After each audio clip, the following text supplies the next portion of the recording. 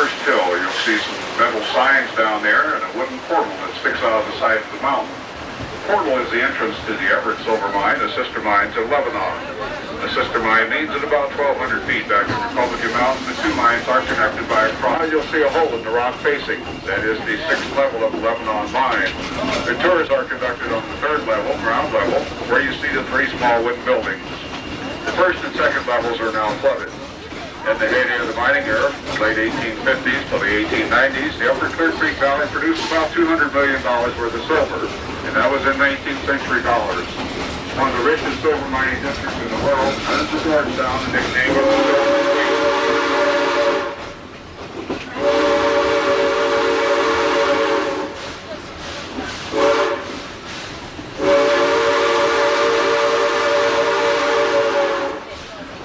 The train is now coming into a clearing. This is the site of the Hall Tunnel, another early mining venture. The Hall started out to be only a tunnel through Leavenworth Mountain so they could bring ore from mines on the south side here to put on the train. Well, they never made it through the mountain because partway through they hit a huge vein of silver, and they promptly gave up all thoughts of tunnel and operated the Hall as just another silver mine, but a very profitable one. Over in the clearing next to the mountain in the aspen trees, you'll see a large rusty machine.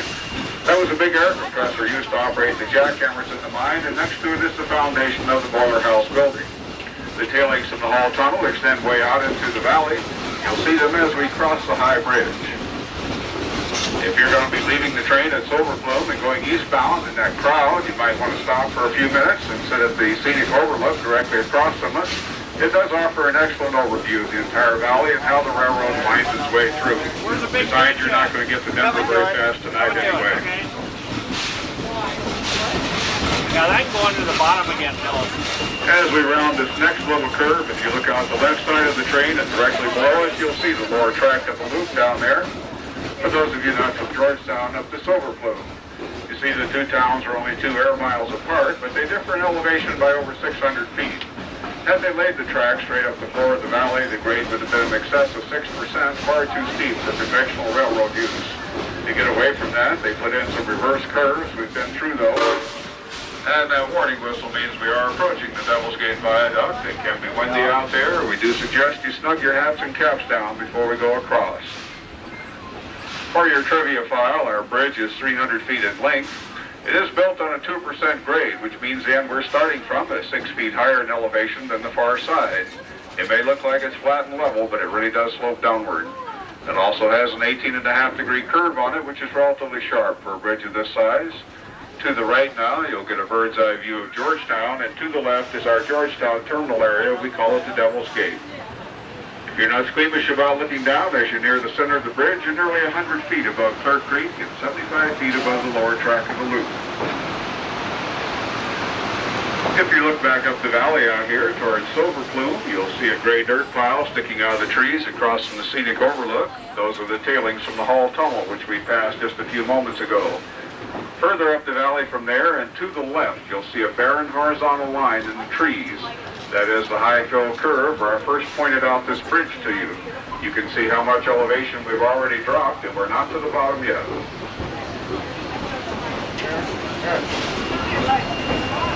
On this side of the canyon, to the left side of the train, you'll see a little granite marker next to the road. That was put there in 1947 alongside of what was then U.S. Highway 6, so passing motorists would know that this was indeed the location of the original Georgetown loop.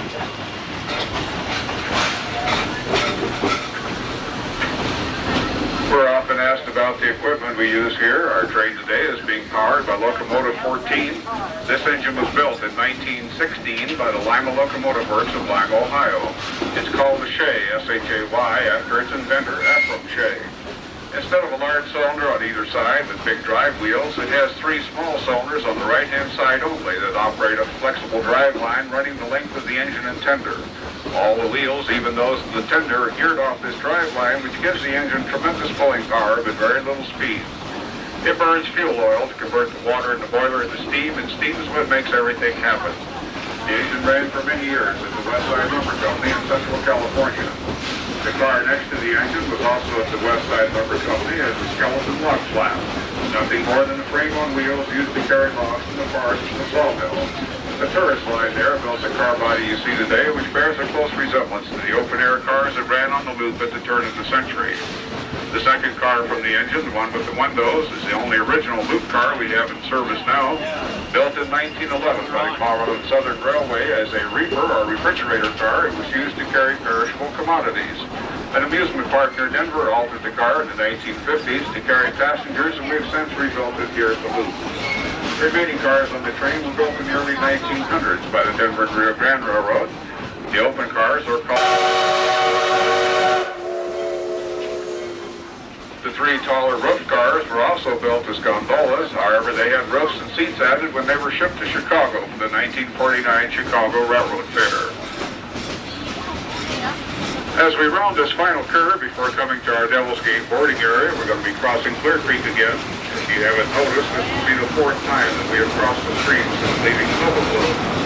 At this point, we've come only a little over a mile as the crow flies from the Silver Plume Depot, but the train has taken over 3 miles to get here. And when you arrive at the Devil's Gate boarding area, you will have dropped about 450 feet in elevation from the Silver Plume Depot.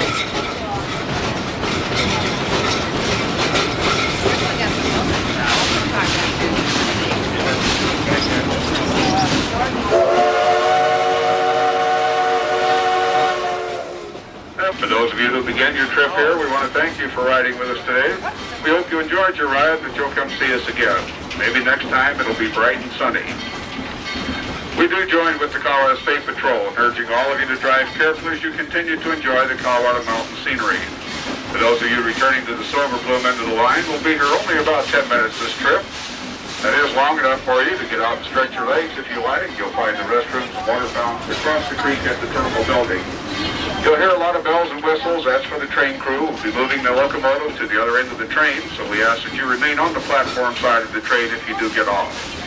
But do listen for a verbal all aboard in about 8 or 9 minutes. That'll be your signal to return immediately for the uphill trip. And you better listen carefully and return immediately when you hear it, because it'll be a long, cold walk back up to Silver Plume. This is the last train of the day.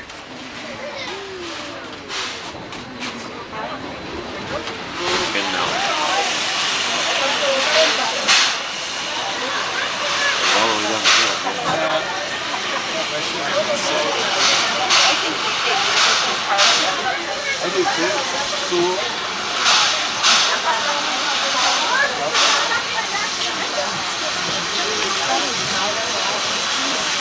There's light on now.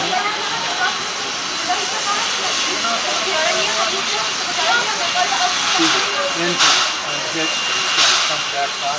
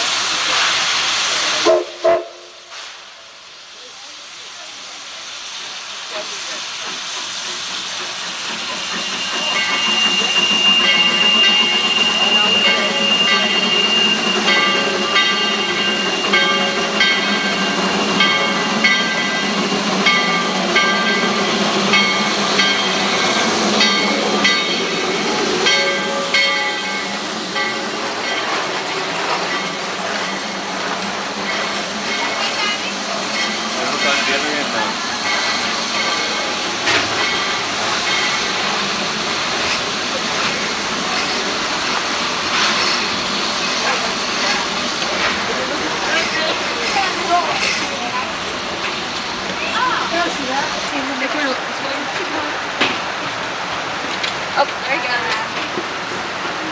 John, out there. Where? By the rocks. They're all over the place. No, it's not. Top of the hill is pretty cloudy. I don't know if it's snowing up there or that would be rain. I suppose it would be rain. I think our engine's on fire.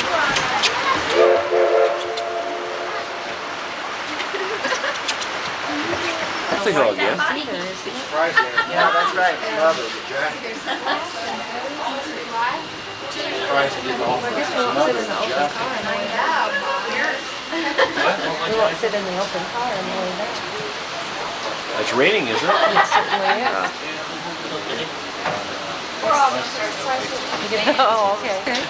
Blinking at me. This is good.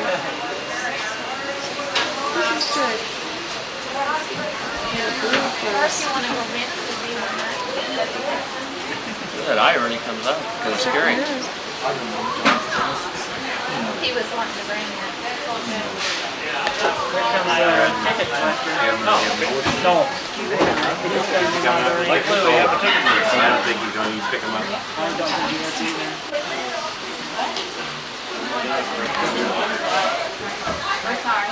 Where's our backlight? If there's suspicions, he might have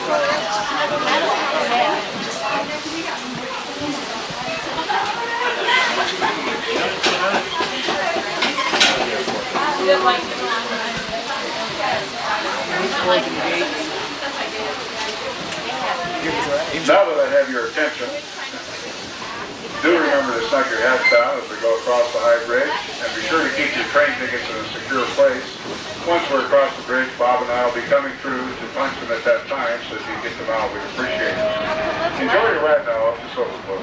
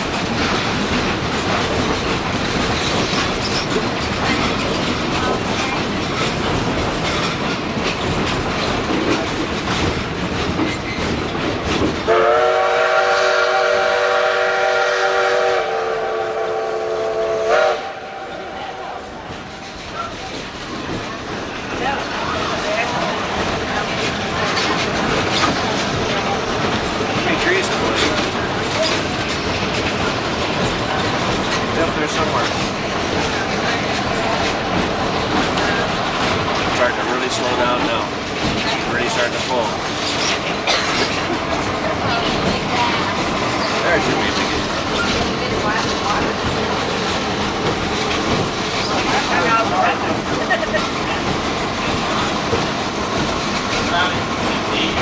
I got it framed.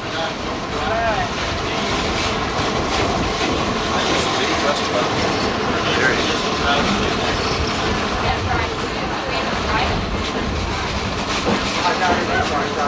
We're really slowing down, really hard.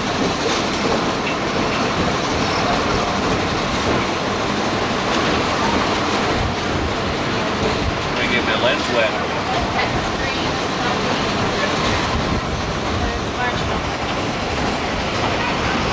Now see the water underneath. Get 100 feet above the water. Oh, there's the trees here. That's pretty. Gee, it's getting cold. My hands are getting cold. I think it's snowing up there, higher up.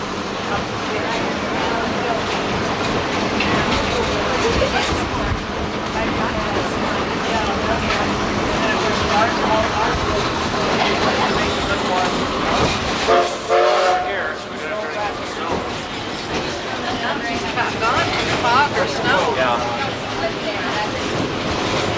trestle back there now again. I always seem to be picking up speed again. Ah! He was going sharp around that thing too. That's why we slowed down. Yeah, my bike's already. Oh, we're going. Calling toward home.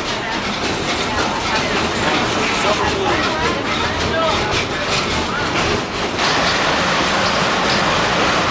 Time we were in one of the last cars.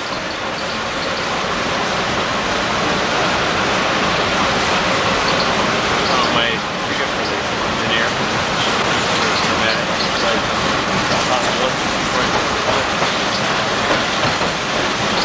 Ah, that's some rocks.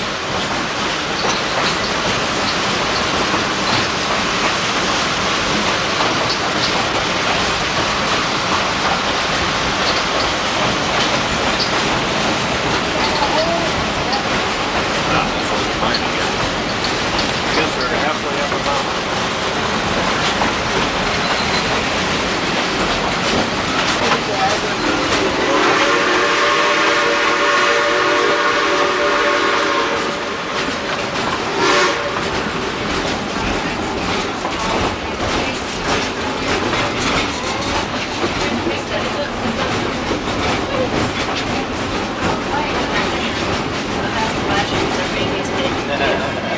It's fine, isn't it?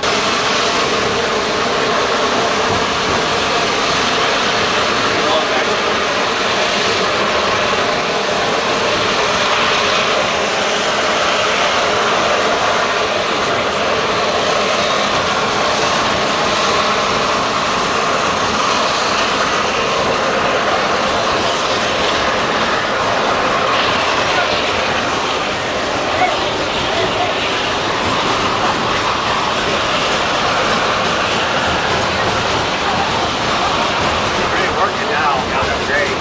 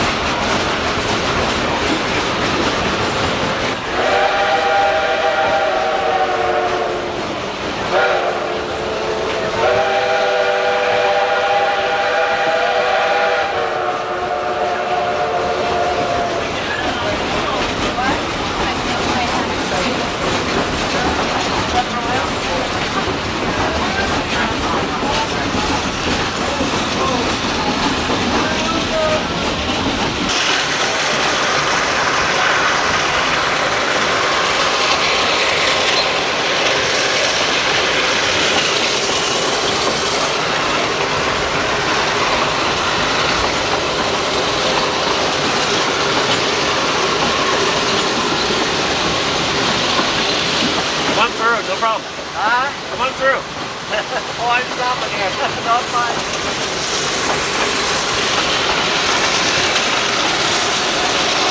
Get back up down there.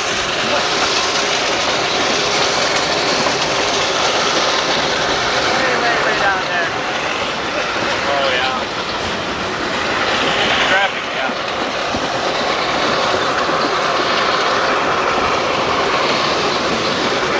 Great.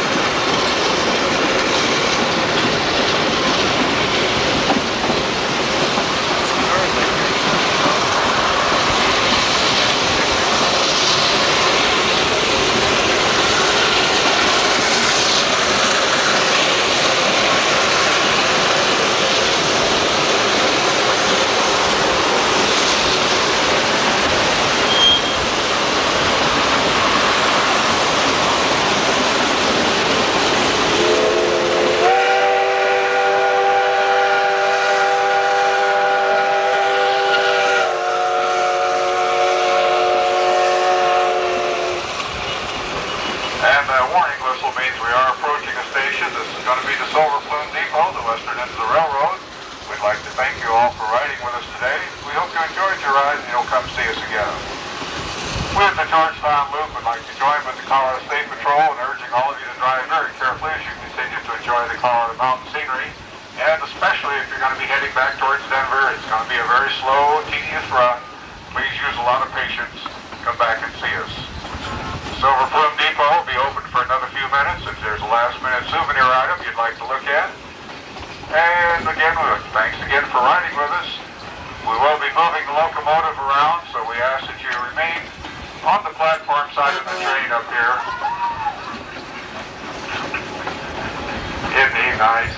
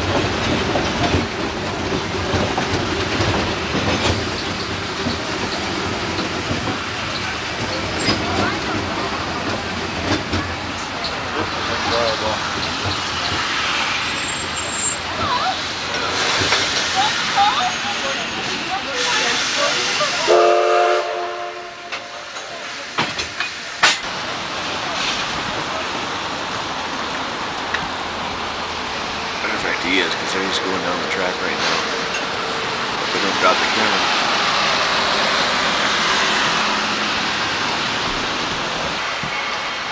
Going Curtis again. Oh, he doesn't need much power this time. He's kind of coasting down there.